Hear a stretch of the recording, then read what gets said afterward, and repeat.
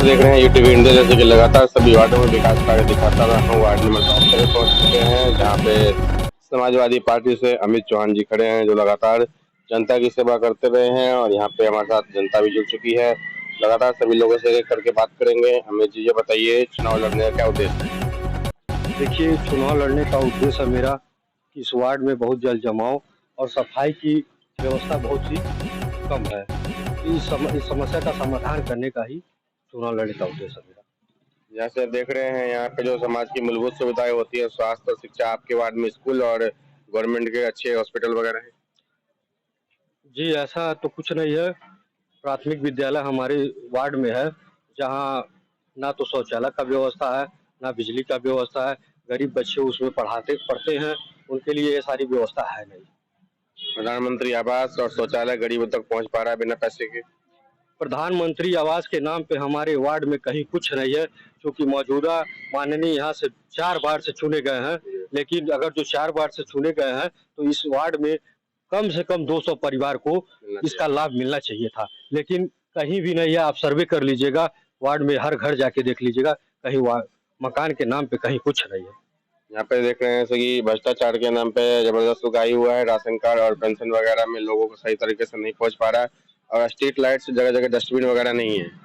जी, ये तो सबसे बड़ा समस्या है। जब हमारे वार्ड की माताएं बहनें अगर जो अपने घर से निकलती हैं, मंदिर पे दर्शन करने जाती है, तो सुबह उनका जाना बहुत दुश्वार हो जाता है। पूरे रास्ते पे कूड़ा करकट फेंका रहता है। उन लोगों को आने जाने में बहुत ही तकलीफ होता है। इसके अलावा जो है यहाँ पे जो समाज की और भी मूलभूत सुविधाएं हैं, इसकी वो भी जनता तक नहीं पहुंच पा रही है। और अगर आपको मौका मिलता है, कोरोना वायरस में जैसे कि काफी फंड आया था वार्ड पार्षदों के पास, वो भी सही तरीके से जमीन पर नहीं उतर पाया। आपने कुछ लोगों की मदद किए थे?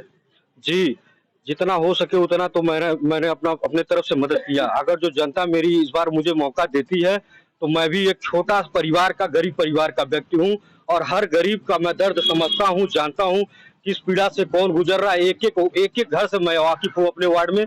अगर जो जनता मुझे मौका देती है, तो मैं चढ़ बढ़ के अपना पूरा आगे साथ उनका दूंगा, और उनके साथ कदम से कदम मिलाकर उनको हर प्रकार का लाभ दिलाने का काम करूंगा। बिजली पानी, जो समाज की मूलभूत सुविधाएं, बिजली तब 24 घंटे आ रही है, पानी पीने के लिए लोगों को समस्या हो रही है? पानी की समस्या तो अभी 2 दिन पहले वार्ड में था।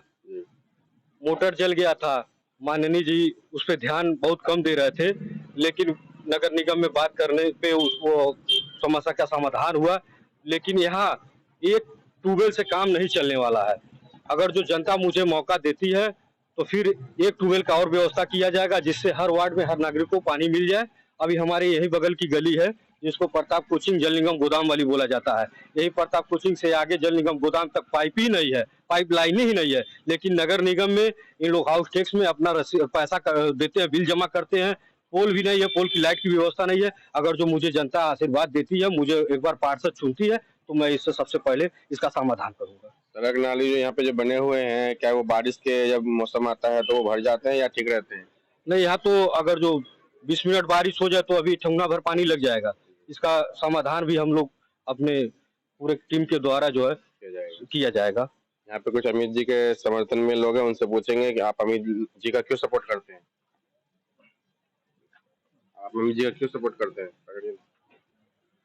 देखिए, हमारे मित्र अमित चौहान जो है, ये एक गरीब परिवार से आए हैं और ये अपने जीवन में बहुत ही संघर्ष किए हैं।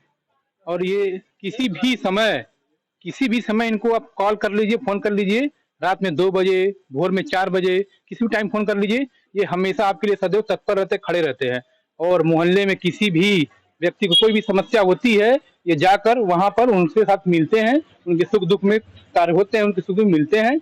उसके बाद फिर जब कहीं भी कोई भी किसी को कोई एक्सपायर कर जाता है या कोई दिक्कत आ जाती है, ये जाते हैं, वहाँ पे बैठते हैं, उनको आश्वासन देते हैं, उनके साथ जाते हैं और अंत तक, जहाँ तक मिट्टी जाती है वहाँ तक वहाँ जाते हैं, वहाँ पे बैठते हैं, सबसे मिलते-जुलते हैं, और जब तक कोई हट ना जाए वहाँ से हटते तक नहीं है। मोहल्ले में किसी को राशन कार्ड बनवाना हो, वोटर आईडी बनवाना हो, तो ये जाते हैं, उनके घर बैठते हैं, बिना कुछ लिए निःशुल्क ये राशन कार्ड बनवाते हैं, उनका वोटर आईडी बनवाते हैं। अगर उसके बाद मोहल्ले में किसी भी आदमी को कोई दिक्कत हो, जैसे चोट लग गई उनके घर में कोई हादसा हो गया, ये जाते हैं, जितना हो सकता है उतना ये करते हैं।